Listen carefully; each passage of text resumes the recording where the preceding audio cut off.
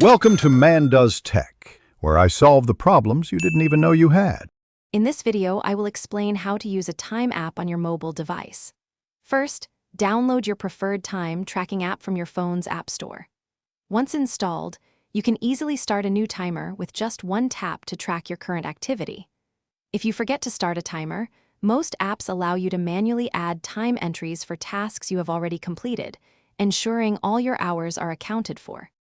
To make your time tracking truly useful, organize your entries. Create specific projects and tasks within the app to categorize your work. You can also assign tags, like meeting or research, for even finer detail. Many apps allow you to link time to specific clients, which is incredibly helpful for accurate billing and project management, providing clear insights into where your effort goes. One of the most powerful features of a time app is its reporting. You can generate detailed reports that show exactly how much time you spend on different projects and tasks.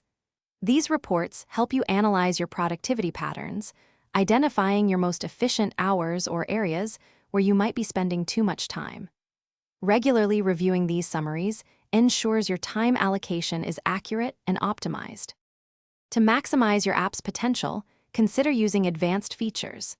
Set up reminders to prompt you to start or stop timers, ensuring consistent tracking. Many apps integrate with other tools like calendars or project management software, streamlining your workflow.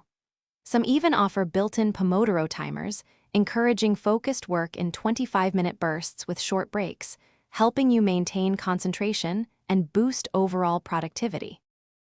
Thanks for watching. If you found this helpful, don't forget to like and subscribe.